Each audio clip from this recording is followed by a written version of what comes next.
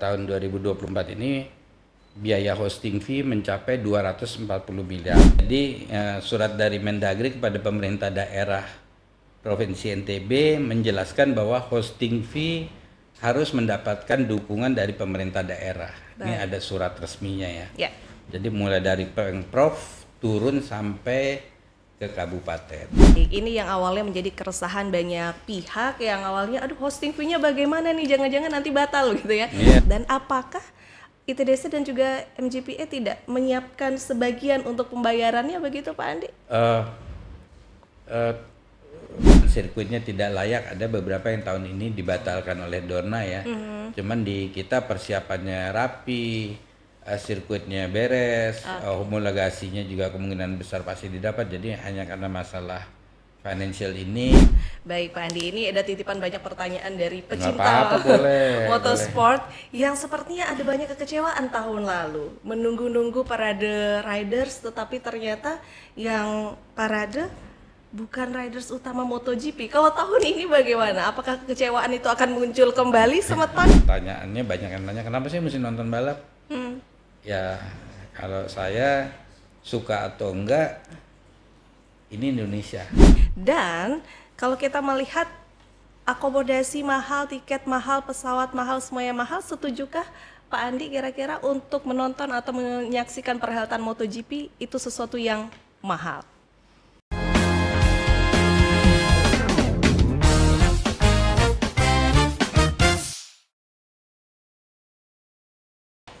Halo Semeton Insight, ketemu lagi di Insight Talk kali ini bersama saya Kristiana Dewi dan kita akan membahas obrolan yang menarik sekali khususnya buat Semeton Insight yang kali ini pengen ke sirkuit Mandalika. Kira-kira ada apa yang seru? Hari ini Insight Talk akan membahas tentang persiapan MotoGP Mandalika 2024 dan sudah hadir di studio Insight Talk bersama kita kali ini CEO Mandalika Grand Prix Association, Bapak Priyandi Satria. Kabar baik Pak Andi, selamat datang. Jauh-jauh dari Jakarta akhirnya sampai juga di Lombok. Kabar baik Pak Andi ya? Kabar baik, datang dalam rangka Road to MotoGP biar masyarakat Lombok NTB tahu akan adanya event ini tanggal 27, 28, 29 September ini. Baik, ada kabar menarik yang sepertinya harus segera kita sampaikan ke Semeton semua. Nah, kita mulai saja nih Pak Andi ya. Tahun ini sirkuit Mandalika seperti yang sudah disampaikan tadi akan kembali menjadi tuan rumah seri MotoGP tepatnya di 27 sampai 29 September begitu Pak ya. Dan saat ini perawatan sirkuit terus dilakukan. Tetapi sekarang ada muncul isu yang baru gitu ya, ramai diperbincangkan mengenai pembayaran hosting fee sebesar 231 miliar yang belum jelas solusinya. Dan sebabnya tahun ini pemerintah pusat tidak lagi membayarkan hosting fee itu dan meminta pemerintah daerah yang melakukannya. Sekarang kita cari tahu jawabannya. Kira-kira sebagai pengelola sirkuit sudah sejauh mana sih Pak sebenarnya koordinasi terkait hal ini? Ya, jadi pertama kita mesti kembali ke basicnya dulu ya. Apa peran utama ITDC dalam pengembangan kawasan The Mandalika ya. Jadi kawasan The Mandalika ini totalnya 110 hektar. Dimanage oleh ITDC, nama kawasannya The Mandalika. Di dalamnya ada 100 hektar yang merupakan kawasan sirkuit yang pengelolaannya dilimpahkan kepada MGPA. Jadi ITDC adalah perusahaan pengembang dan pengelola kawasan di Indonesia yang fokus pada pengembangan potensi pariwisata di kawasan ekonomi khusus Mandalika. Selain Mandalika, ITDC juga ada Denusa 2 Bali ya. Jadi tujuan utamanya menjadi the ultimate lifestyle sportainment destination di NTB. Ya, basis turismenya ini adalah sport, makanya dibangun kawasan motorsport di Mandalika. Jadi ITDC membangun sirkuit Mandalika ini sebagai atraksi utama di kawasan ekonomi khusus Mandalika. Tujuannya ya pasti dengan adanya event motorsport ya, dibuktikan dengan WSBK, MotoGP, Shaleko Marathon, ada Porsche Sprint Challenge Indonesia. Dengan adanya kegiatan balap ini akan ada pasangannya, keluarganya, mekaniknya, media yang datang meliput, sehingga mereka ini menjadi meningkatkan tujuan wisatawan asing ke Indonesia, juga wisatawan lokal. Nah,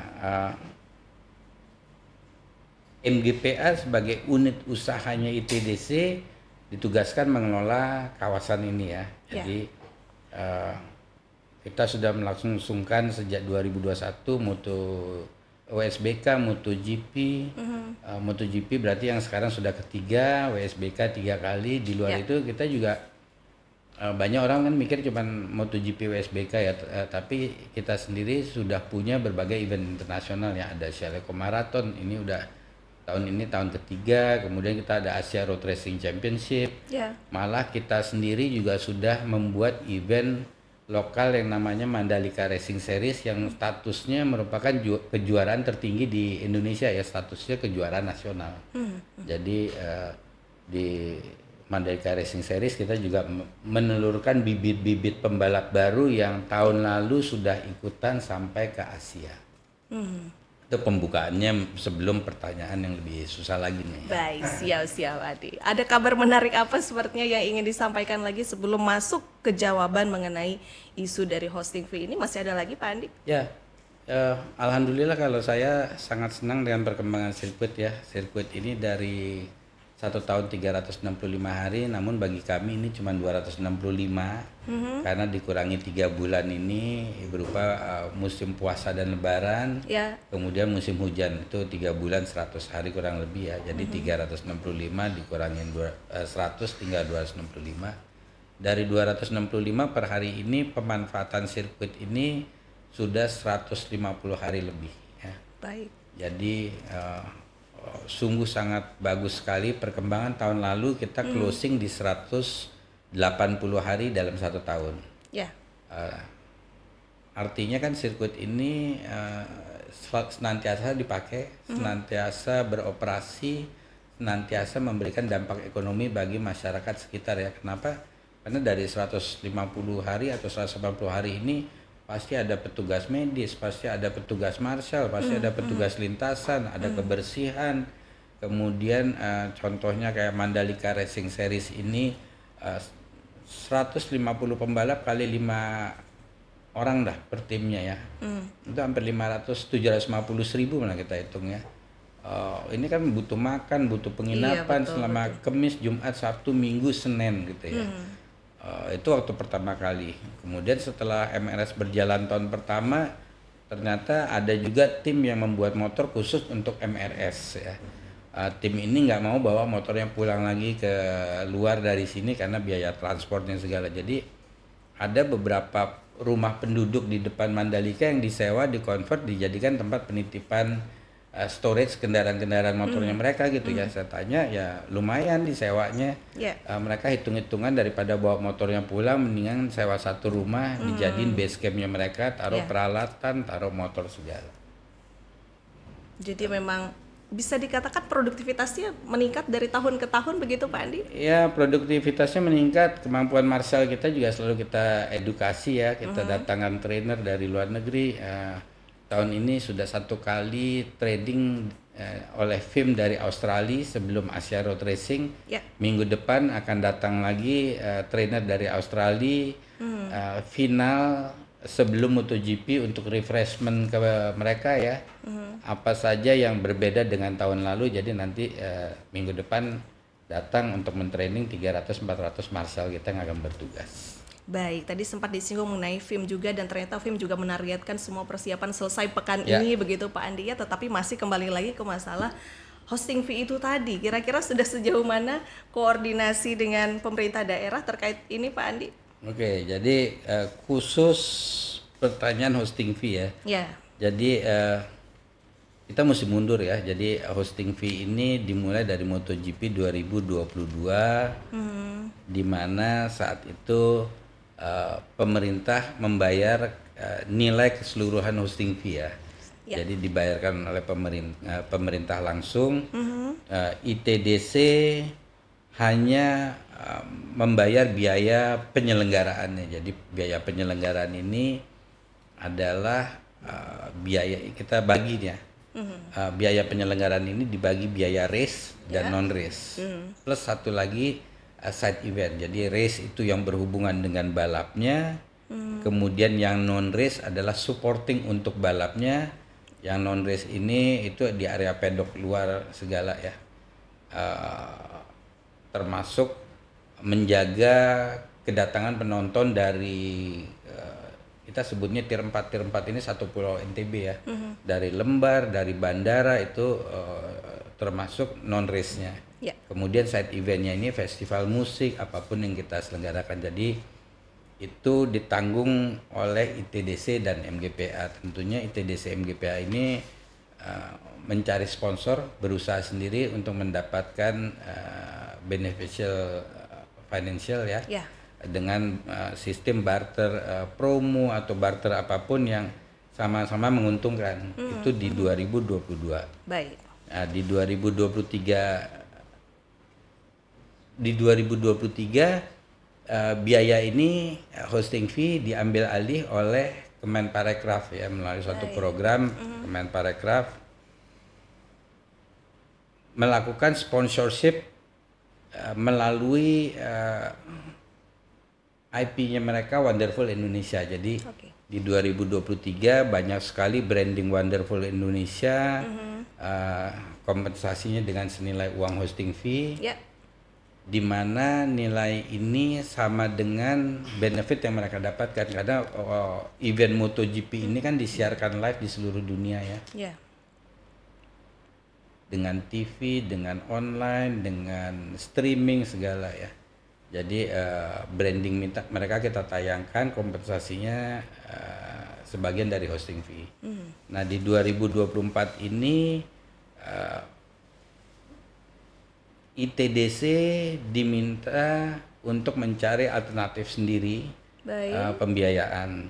Kemudian ITDC berkoordinasi dengan pemerintah melakukan beberapa kali meeting ya dan pada meeting di tahun 2023 ini pemerintah akan membuat suatu dana abadi nih ya. Dana abadi seperti apa nih Pak? Dana abadi namanya IQTF. Jadi udah diresmikan sama Bapak Presiden ya. Jadi pada tahun 2024 ini biaya hosting fee mencapai 240 miliar. Baik. ITDC berharap mulai tahun ini bisa dibiayai oleh dana yang disiapkan ya. Jadi namanya IQTF itu adalah Indonesia Quick Response Tourism Fund. Jadi pemerintah menaruh sejumlah uang di rekening pemerintah. Diharapkan bunganya ini bisa menjadi pembiayaan untuk hosting fee. Tentunya tidak hanya MotoGP, jadi pemerintah menentukan event yang ditentukan yang bisa dibayarkan oleh IQTF ya. Salah satunya adalah MotoGP dan salah satunya lagi adalah F1 Powerboat yang merupakan kejuaraan dunia boat yang dilangsungkan di Danau Toba. Baik. Namun ini baru bisa diambil di mulai tahun 2025 nanti. Jadi 2024 ini belum bisa karena masih ada beberapa term and clause-nya yang belum final. Perjanjian antara pemerintah dengan tata cara membuatnya, antara stakeholder dengan stakeholder, antara kementerian dengan kementerian ini belum final. Jadi baru bisa akan di draw down diambil mulai 2025. Nah, pertanyaannya bagaimana nih di 2023-nya di 2024 hari ini ya. Jadi kita juga sudah ITDC, saya bicara atas nama ITDC karena di brief oleh mereka yang mengikuti meeting ini kan dari ITDC. Jadi berdasarkan meeting-meeting yang sudah dilangsungkan dengan berbagai kementerian lembaga, dikeluarkanlah surat Menteri Dalam Negeri nih Mendagri kepada pemerintah daerah provinsi NTB. Tidak hanya NTB nih, kita ngomong NTB karena MotoGP ya. Cuman juga dikeluarkan surat yang sama buat pemerintah Provinsi Sumatera Utara karena F1 H2O-nya nih, powerboat-nya di sana ya. Jadi surat dari Mendagri kepada pemerintah daerah Provinsi NTB menjelaskan bahwa hosting fee harus mendapatkan dukungan dari pemerintah daerah. Ini ada surat resminya ya. Jadi mulai dari Pemprov turun sampai ke kabupaten. Itu ceritanya kenapa kita datang ke pemerintah provinsi di sini untuk menanyakan statusnya. Nah, ITDC kembali lagi berharap mulai 2025 ini bisa ya. Nah, bagaimana di 2024 ini ya, ini kita diskusi dengan pemerintah provinsi setempat. Sudah beberapa kali kami diskusi, namun hasilnya seperti apa? Ini kan suratnya juga baru ya, kali pertama di NTB nih ya. Jadi belum bisa secepat itu juga mendrawdown uangnya ya. Pertama tata caranya kita belum mengerti ya, yang di pemerintah NTB. Kalau di Sumatera Utara sudah berjalan tahun lalu drawdownnya nih. Jadi ini yang sama-sama kita sedang usahakan, dan kita sudah laporkan juga ke Dorna, dan Dorna memberikan waktu yang fleksibel untuk Indonesia menyelesaikan perihal ini ya, pembayaran hosting fee. Namun pesan dari manajemen Kementerian BUMN, kemudian turun ke holding Injourney, kemudian turun ke induk usaha kami ITDC, bahwa eventnya pasti berjalan, karena kami minggu lalu juga sudah menghadap Bapak PJ menyatakan hal yang sama, bahwa event ini pasti berjalan, dan kami juga koordinasi dengan Dorna. Baru minggu lalu weekly meeting dengan Dorna menyatakan the show must go on ya, karena tidak mungkin Dorna juga memberhentikan event ini di tengah-tengah ketidakpastian pembayaran atau apapun ya. Ya kita selesaikan eventnya dulu, nanti kita tuntaskan bagaimana pembayaran hosting fee. Baik, ini yang awalnya menjadi keresahan banyak pihak, yang awalnya aduh hosting fee-nya bagaimana nih, jangan-jangan nanti batal gitu ya. Tapi memang sampai saat ini terus berjalan koordinasi, walaupun sepertinya memang terlihat ada tarik ulur begitu ya, terutama dari pemerintah Provinsi Nusa Tenggara Barat. Dan apakah ITDC dan juga MGPA tidak menyiapkan sebagian untuk pembayarannya begitu Pak Andi? Hosting fee ini kan awalnya memang ditanggung oleh pemerintah pusat ya. Jadi tadi saya sampaikan 2022 ditanggung langsung oleh pemerintah pusat. Betul. Tahun 2023 ditanggung sebagian besar oleh pemerintah, dikeluarkan melalui program Wonderful Indonesia. Betul. Niatnya tahun ini tadi yang saya bilang IQTF, Indonesia Quick Response Tourism Fund, memang dibayarkannya oleh pemerintah ya. Deal awalnya bahwa ITDC ini hanya akan menanggung biaya penyelenggaraannya aja, seperti tadi disampaikan, untuk sebagai crowd puller The Mandalikanya sebagai destinasi sport tourism, cuman hosting fee event sama seperti hosting fee event lainnya ditanggung oleh pemerintah. Lalu tadi kita sudah dengar dari Pak Andi sendiri, respon dari Dorna sendiri memang cukup tetap optimis begitu ya, kita cari jalan keluarnya nanti begitu Pak Andi? Ya, jadi Dorna menyatakan pasti akan balap. Kita jadwalnya juga sudah dapat. Indonesia merupakan salah satu market terbesarnya Dorna untuk kendaraan roda 2 ya. Dan bukan hanya itu, tapi ini soal harga diri ya, Indonesia dan Dorna. Kita tidak ada beda dengan tempat lain ya, mungkin mau balap hosting fee-nya ada, cuman sirkuitnya tidak layak. Ada beberapa yang tahun ini dibatalkan oleh Dorna ya. Cuman di kita persiapannya rapi, sirkuitnya beres, homologasinya juga kemungkinan besar pasti didapat. Jadi hanya karena masalah financial ini ya kita melakukan samalah terminologinya di banking, restrukturisasi pembayaran ya. Ini akan kita lakukan bersama dengan Dorna. Oke, baik. Kita lupakan sedikit masalah finansial. Kita ingin tahu sejauh ini sudah seperti apa sih kesiapan dari untuk menyambut MotoGP Mandalika 2024, Pak Andi? Nah, kalau kesiapan tuh kita bagi dua. Jadi ada kesiapan race dan non race ya. Race-nya sendiri kita bagi-bagi lagi ya. Race itu permukaan sirkuit Kemudian di samping sirkuit ada area marshal ya, service road. Ya. Kemudian ada penunjang.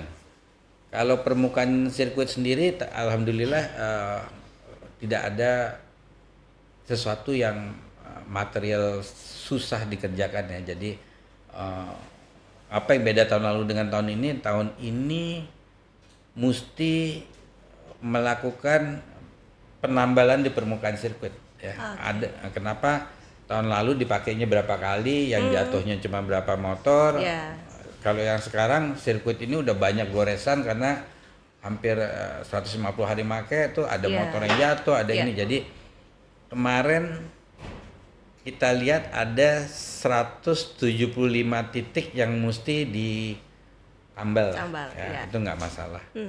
Kemudian sirkuitnya sendiri sudah kita cuci bersih, 3 kendaraan yang kita sewa sudah datang, sudah membersihkan 75% dari permukaan sirkuit. Jadi kita semprot, kita sikat, kita sedot, satu truknya langsung nyedot ya. Kemudian truk kedua nyemprot lagi, nyikat lagi, nyedot juga. Itu butiran pasirnya banyak. Pas kita buang pasirnya banyak. Nah, mobil yang ketiga ini adalah kendaraan yang kita buat sendiri ya. Marshal punya truk yang tidak terpakai, saya bantu modifikasi, kita truk tangki air kebetulan depannya kita pasangin nozzle semprotan, kita beliin pompa yang tekanan tinggi. Jadi ini unik nih, truknya menyemprot dengan sudut ya, truknya menyemprot, semprotannya cukup tinggi, tekanannya mengeluarkan butiran pasirnya keluar, cuman karena angle sudut semprotannya ini sehingga langsung mendorong airnya ini ke arah pembuangan ya. Jadi di area pembuangan kalau kita duduk tuh kita lihat tuh, banyak sekali butiran pasir yang ngalir ya. Nah kita sekalian ngeluarin ini buatan lokal nih. Baik. Nah kemudian setelah selesai dicat, setelah selesai dicuci ada tim pengecatan. Pengecatan tahun lalu kita ada 10 asing yang melakukan pengecatan dibantu oleh 10 orang Indonesia yang kerja kasar. Tahun ini kita putuskan 10 orang ini suka atau nggak suka mesti bisa ngecat sendiri ya. Jadi kita beli mesin, marshal yang nanti akan bertugas sekarang belum ada training melakukan pengecatan. Sudah 75% area yang dicat sudah dicat juga. Catnya kita beli dari Itali karena catnya harus homologasi oleh FIM atau VIA. Sudah kita kerjakan, jadi kiri kanan sirkuit nih ada putihnya, batas tracknya udah dicat, kemudian curbsnya merah putih, merahnya dulu kita cat ya. Banyak juga yang nanya nih, tuh merahnya dicat asal cat melebar kemana-mana gitu ya. Memang yang merah kita cat ya kita cat aja, lebar ke putih nggak apa-apa. Setelah itu giliran pas ngecat putihnya baru kita isolasiin, kita batasin sehingga sekarang hasilnya merahnya lurus, putihnya juga lurus. Waktu awalnya kita ngecat merah ya merahnya aja, karena kalau enggak kan ngapain kita lurusin, nanti juga bakal kita lurusin dengan putihnya. Jadi waktu kita ngecat merah banyak sekali tuh komennya responnya yang wah nggak bisa ngecat, bleber kemana-mana ya. Belum selesai belum gitu. Selesai, ya. Sabar ya kan.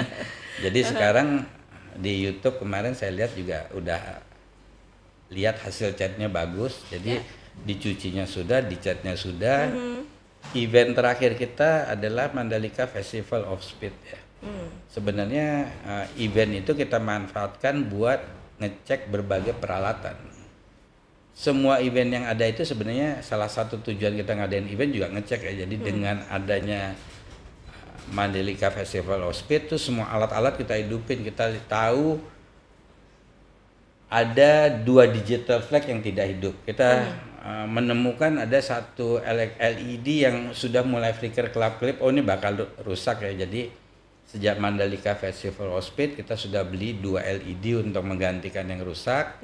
Kita sudah beli spare part. Di situ ada banyak equipment seperti digital flag, LED, kemudian ada starting light, ada lap counter, ada ini ya. Kita beli unitnya untuk spare dan kita beli suku cadangnya kalau rusak. Jadi kita niatnya gini, LED kalau mati kita copot ganti yang baru, itu cuma 5 menit. Yang rusak urusan belakangan nanti kita benerin di workshopnya kita. Jadi kita nggak akan lama-lama ya. Kenapa kita punya spare part? Karena eh, banyak juga nih yang nggak tahu. MotoGP itu nggak bisa kayak di film-film gitu ya. Dilepasnya pakai bendera. Ya siap 3, 2, 1 start. Itu prosedurnya nggak ada di MotoGP. Jadi salah satu dari elektroniknya rusak, balap diberhentikan. Baik. Atau salah satu startnya lampunya nggak hidup, ya nggak akan ada balap. Jadi kalau orang bilang kan, oh ya ganti pakai bendera, nggak ada prosedurnya, nggak bisa, ya. Jadi itu udah kita periksa, barang-barang juga udah datang. Jadi kalau di race hampir boleh dibilang 175% sudah jadi. Minggu ini sampai ke 99, 1%-nya lagi nanti di hari Selasa Rebo sebelum balap. Karena di hari Selasa Rebo itu kita akan mendapatkan sertifikasi homologasi grade A untuk dapat melangsungkan ajang MotoGP. Wow. Nah kalau yang di non race-nya itu banyak. Sampai sekarang kalau dibilang persentase sudah berapa persen Pak? Baru 25, 30, 40 kali ya. Karena kenapa lama? Karena lamanya ini pedok kan besar ya. Pedok besar ini lama korespondensi dengan Dorna karena kepentingan para pihak banyak. Saya punya MGPA punya kepentingan, Dorna punya kepentingan, tim-tim punya kepentingan. Jadi contohnya satu tim pingin punya tenda hospitality buat timnya dia. Dia maunya di sini, nanti Dorna bilang enggak, yang sini saya mau pakai buat bannya saya. Nah, berdua udah agree, oke kamu pakai buat ban. Lantas saya yang bilang enggak, saya mau pakai ini buat tamu VIP-nya saya, ngerti nggak? Jadi ini take and give-nya banyak ya di pedok. Namun sebulan yang lalu sudah aklamasi, kita udah satu area, kita udah sepakat bentuknya kayak gini, kita udah tanda-tandain. Sudah kita bangun mulai minggu lalu, kita udah taruh tenda. Jadi kalau di sirkuit hari ini sih udah ada kali ya 25, 30, 40 tenda ya ditaruh ya. Beberapa belum kita taruh. Kita sudah ada tendanya, cuman kita belum bisa taruh. Kenapa? Karena area kontainernya ini nantinya akan ada di belakang tenda. Jadi kalau tendanya kita sudah bangun, giliran truk kontainernya datang, truknya nggak bisa nurunin kontainernya. Jadi sengaja beberapa tenda nih belum kita bangun, menunggu tanggal 24 dan 25 September akan datang 5 pesawat charter yang membawa semua peralatan balap untuk Kamis, Jumat, Sabtu, Minggunya. Jadi dari Itali berangkat Minggu tanggal 24-25 mendarat 5 pesawat. Baru setelah mendarat kontainernya kita bisa taruh, tenda sisanya kita selesaikan. Baik, semoga nanti bisa dipercepat semuanya ya, berjalan dengan lancar, persiapan race dan juga non race-nya begitu ya Pak Andi ya. Baik.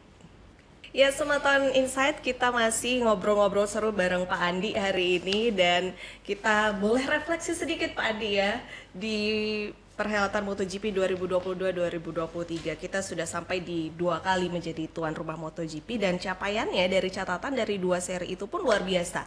Di MotoGP 2022 dihadiri 102.801 penonton dengan catatan perputaran uang 697,88 miliar. Sedangkan MotoGP 2023 tercatat dihadiri 102.929 penonton dengan perputaran uang hampir 1 triliun, tepatnya 914 miliar rupiah. Dan bagaimana target MotoGP tahun 2024 Pak Andi? Ya, jadi sejak MotoGP 2022 kami menyampaikan ya bahwa jumlahnya pasti turun. Ya. Bukan karena MotoGP, tapi semua event pasti event pertama itu sesuatu yang semua orang merasa, oh saya pokok harus ada di situ deh. Nggak penggemar MotoGP, mungkin bukan MotoGP, nggak suka naik motor, nggak suka balap motor, tapi yang penting saya harus ada di event MotoGP. Merasakan euforianya. Euforianya ya. Betul. Itu kemudian turun juga di 2023. Kami sih berpendapat ini turun nanti akan ketemu titiknya ya. Antara penggemar motorsport dengan penggemar side eventnya bersatu, berkumpul menjadi itu yang akan jadi titik mulai awalnya, ke depannya akan meningkat. Bagaimana di tahun ini ya, kembali lagi di tahun ini kita berusaha maksimal untuk mendatangkan penonton, untuk mendapatkan revenue yang cukup ya. Penjualan tiket kita maksimalkan di Jakarta dengan berbagai launching, kerjasama dengan kita kerjasama dengan loket-loketnya sendiri, kita bantu kerjasama dengan berbagai bank, ada Livin Mandiri, kemudian kita kerjasama dengan My Pertamina, macam-macam ya. Ya tujuannya apa ya, kembali lagi untuk meningkatkan jumlah penonton. Pertama bukan meningkatkan, untuk mengingatkan penonton akan adanya ajang MotoGP. Itu yang pertama. Jadi kita sebut programnya ini Road to MotoGP ya.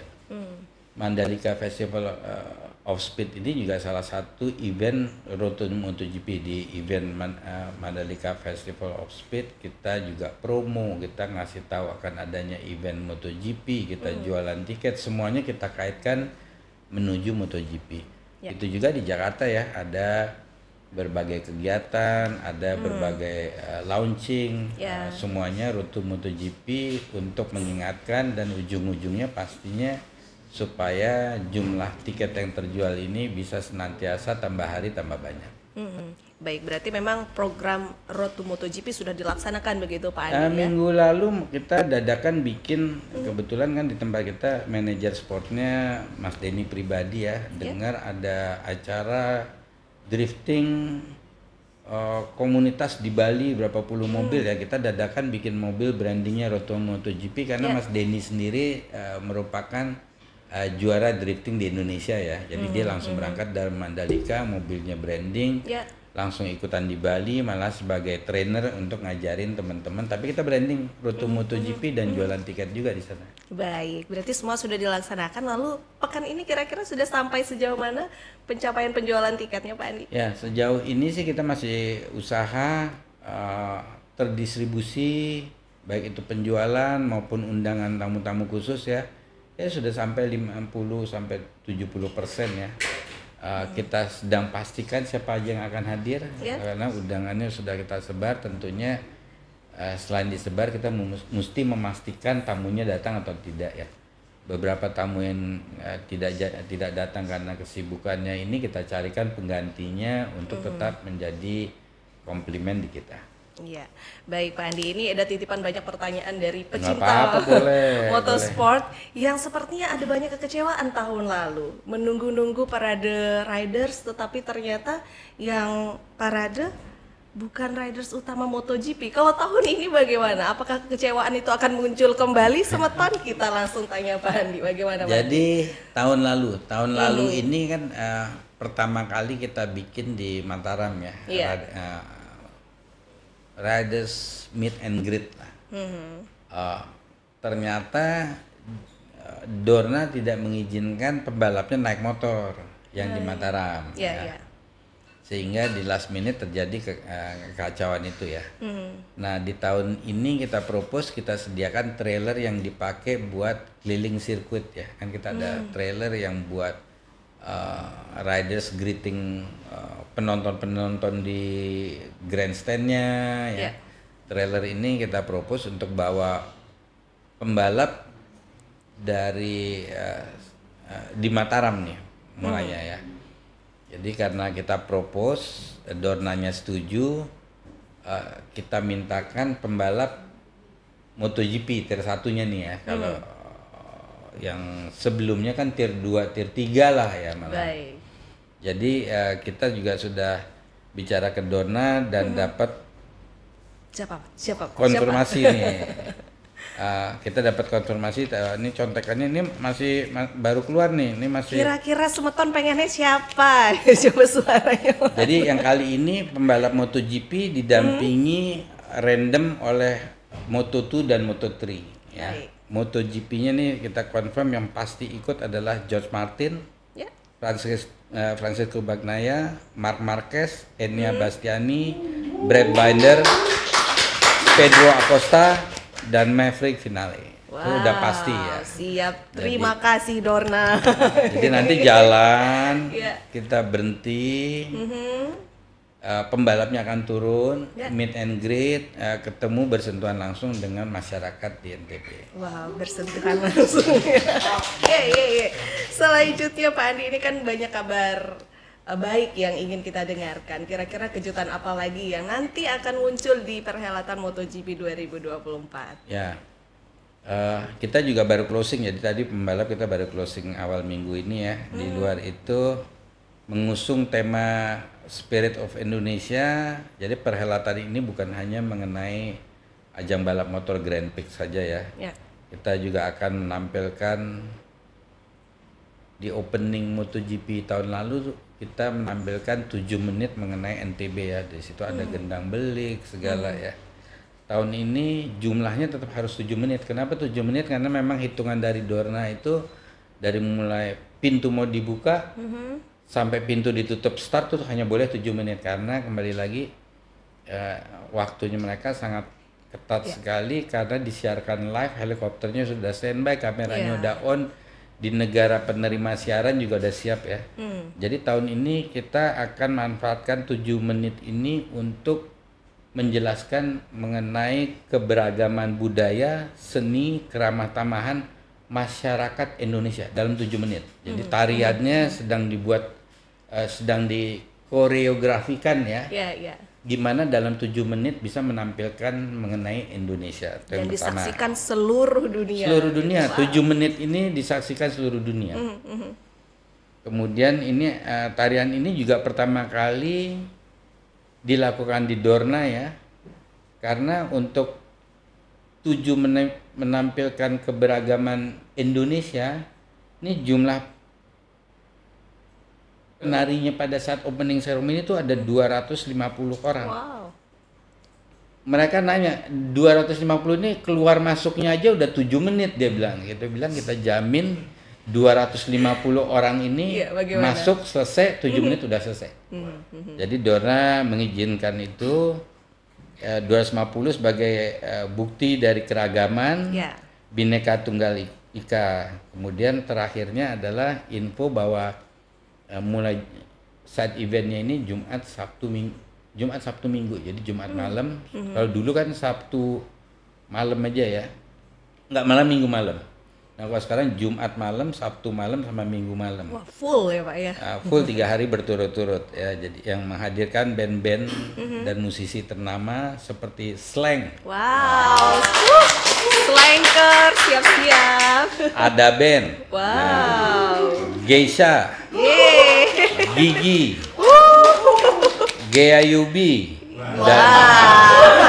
Dan sama DJ Yasmin. Nah,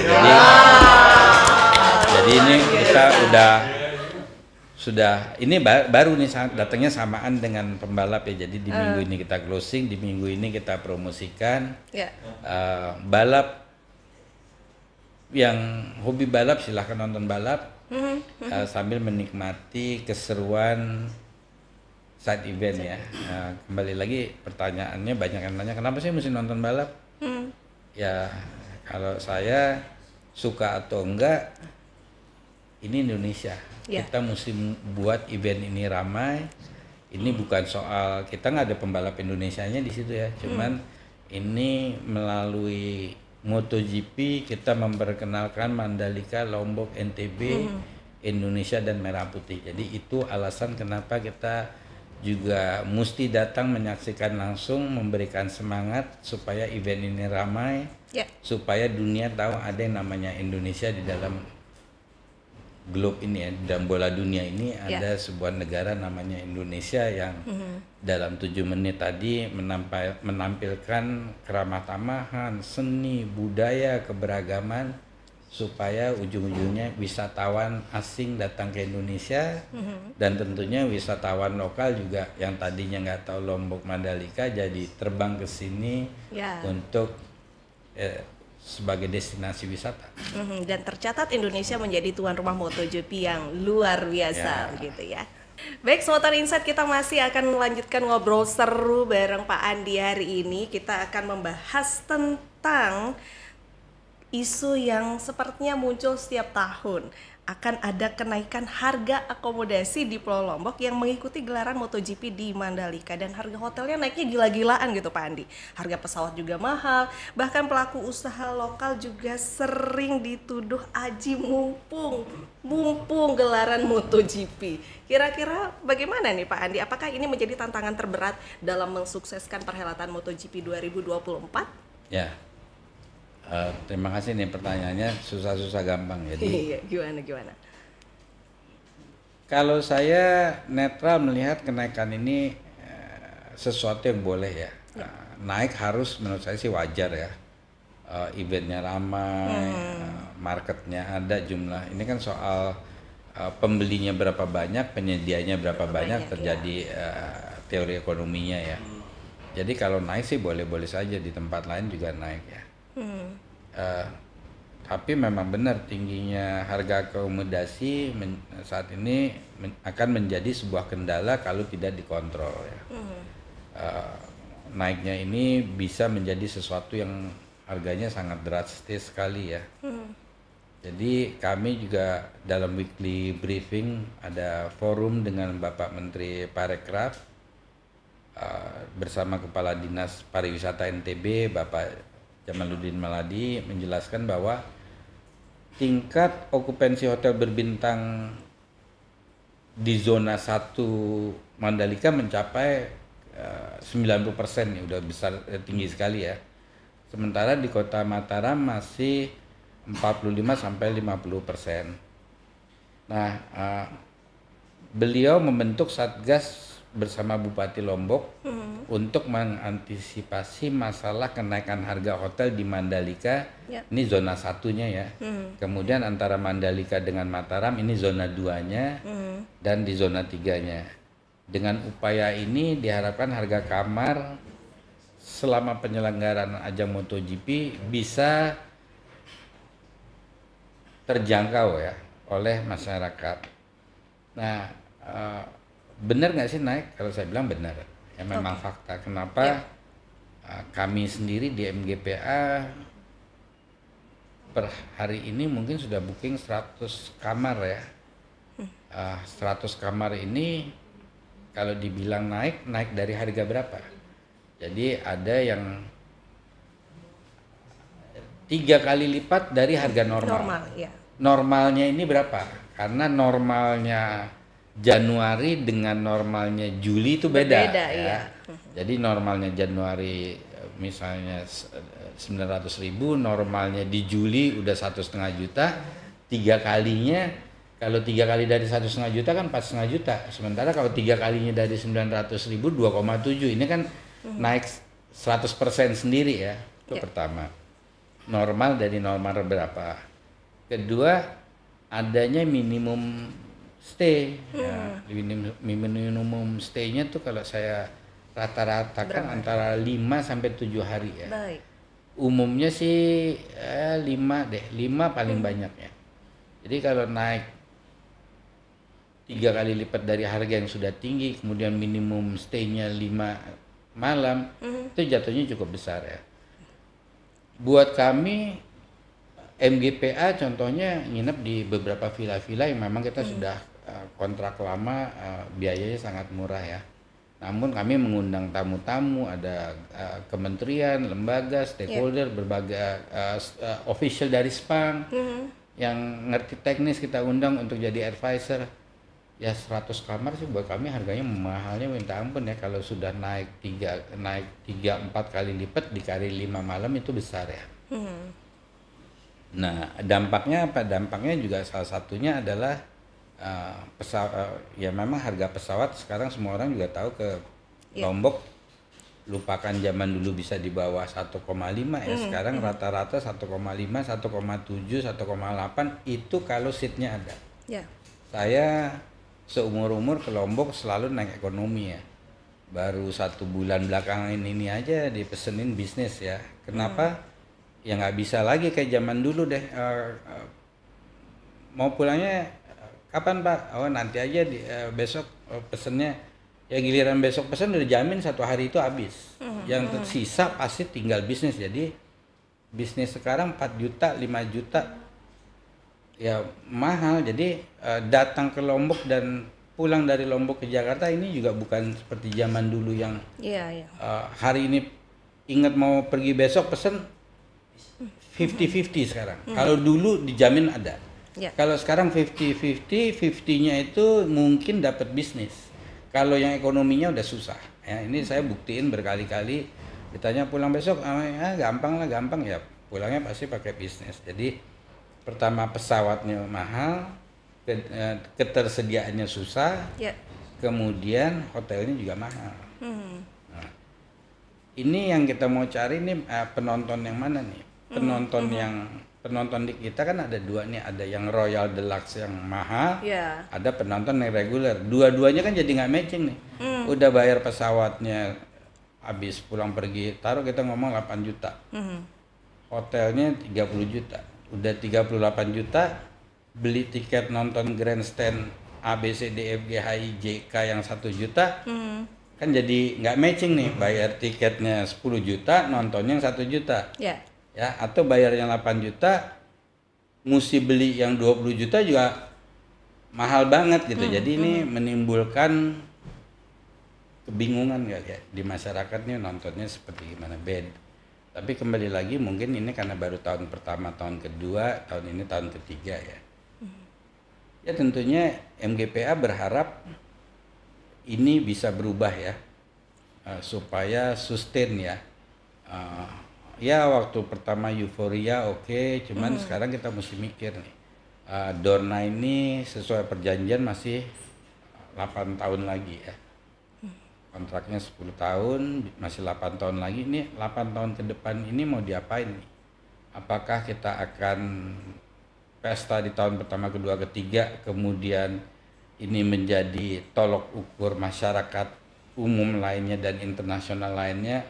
Oh, nonton di situ pertama tiketnya susah, kedua kalaupun dapat mahal, ketiga hotelnya mahal, ya udah nggak usah nonton. Ini kan nggak boleh terjadi. Harus kita sikapi, kita mau mengambil sikap seperti apa dalam menghadapi MotoGP di Indonesia ke depannya, dan tentunya nggak hanya MotoGP ya. Kita kan ada event-event lain, ini mau diapain sih sirkuit ini. Jadi kami berharap pemerintah provinsi, pemerintah kabupaten kota, semua stakeholder dapat duduk bersama, memikirkan bagaimana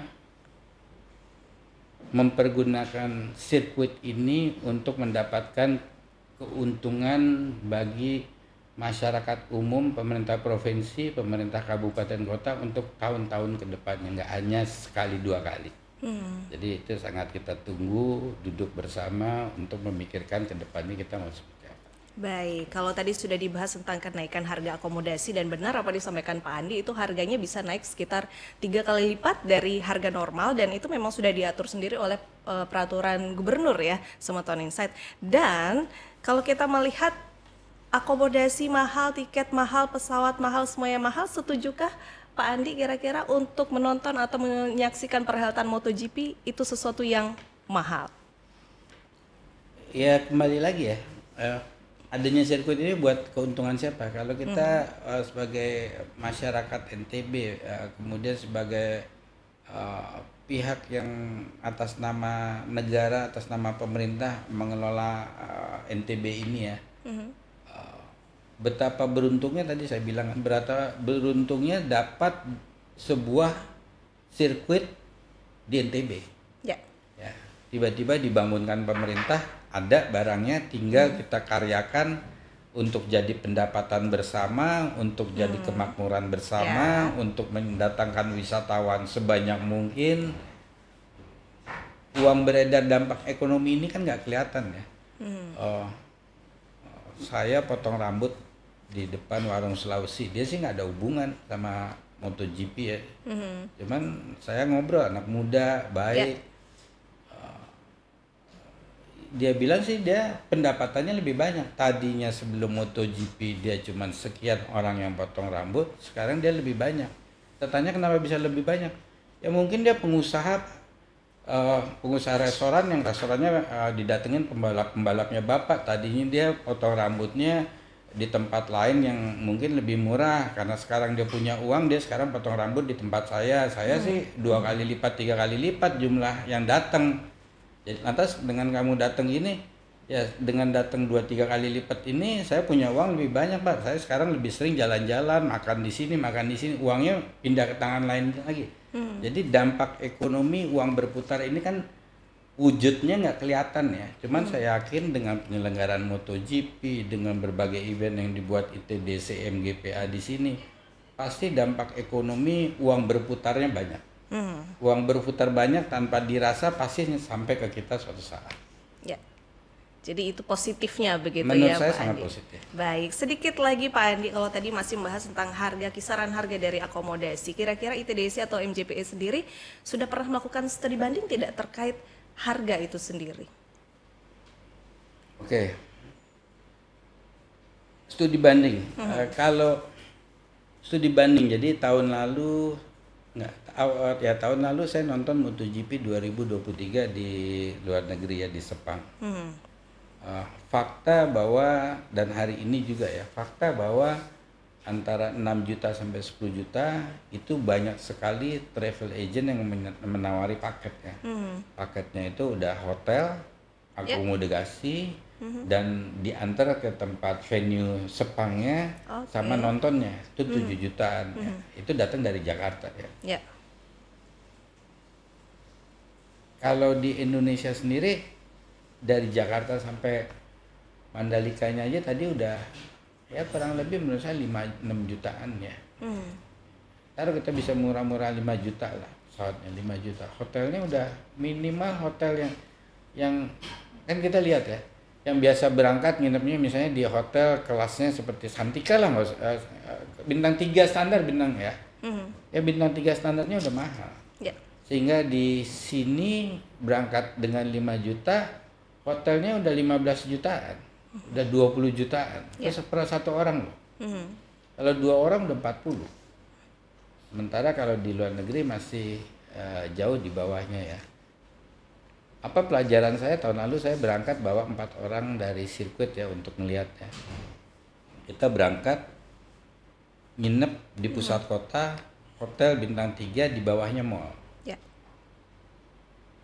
Harga hotelnya normal, naik dikit lah, paling naik 25% ya. Harga hotelnya normal, datang ke lokasi Sepangnya juga nggak macet, datang ke Sepangnya juga nggak mahal, sehingga total habisnya nggak besar-besar juga.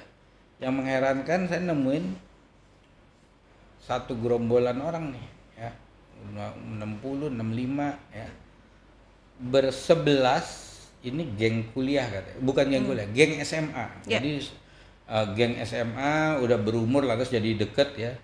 Sudah tahun ke-6 bersebelas nonton di Sepang tahun lalu nih. Cuman belum pernah datang ke Mandalika. Ya, dia bilang kita nonton di sini karena kita sudah terbiasa, kita tahu kata teman-teman nonton di Mandalika hotelnya susah, biayanya mahal Mas Andi. Terus tahun ini Bapak nonton sini lagi. Iya. Tahun depan 2024 coba Pak buktikan ke Mandalika, Bapak saya sediain tiket. Jadi yang 11 orang ini saya undang ya. Ya kita lihat ya datang nggak tahun ini. Cuman tahun lalu saya ketemu di Sepang, itu jawaban dari dia. Baik, berarti kita sudah lihat ya seperti apa perbandingannya, dan kita doakan semuanya berjalan dengan lancar dan banyak yang datang ke Mandalika nantinya. Terima kasih Pak Andi, luar biasa untuk hari ini. Mungkin sedikit lagi terlupakan pesan terakhir mungkin untuk Semeton Insight yang sedang menyaksikan tayangan ini, silakan Pak Andi sedikit ya. Pesan sirkuit Mandalika, sirkuit Pertamina Mandalika International Circuit ini adanya di Mandalika, Lombok, NTB ya. Kenapa harus datang? Tadi saya bilang dukungan dengan kehadiran masyarakat di MotoGP ini 1, 2, 3 orang atau lebih itu sangat berarti walaupun sendiri. Kenapa? Ini mencerminkan penggunaan utilisasi Pertamina Mandalika International Circuit didatangi oleh sirkuit MotoGP balap di Indonesia, disiarkan oleh ratusan TV keliling dunia secara bersamaan. Ada mungkin 300 media online, cetak, macam-macam yang dibawa oleh Dorna ya. yang akan memberitakan. Jadi memenuhi satu orang atau banyak dengan teman-temannya untuk hadir ini akan sangat bermanfaat bagi memberitahu perkembangan Mandalika International Circuit di dunia internasional ya, mencerminkan tadi banyaklah festival budaya, keramat tamahan, keanekaragaman ya, supaya dunia tahu akan adanya sirkuit ini dan ujung-ujungnya mengharapkan datangnya wisatawan asing ke Indonesia dan tentunya juga memperkenalkan ini kepada wisatawan lokal di Indonesia.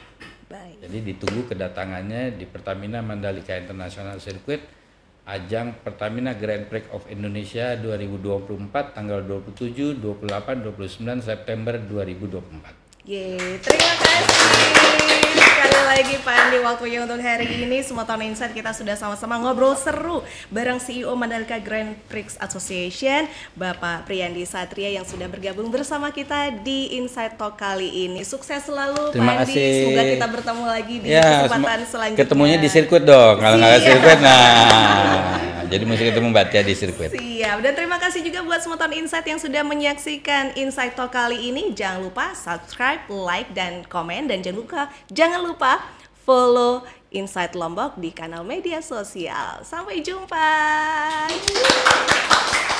Thank you, Pak. Terima kasih, Mbak.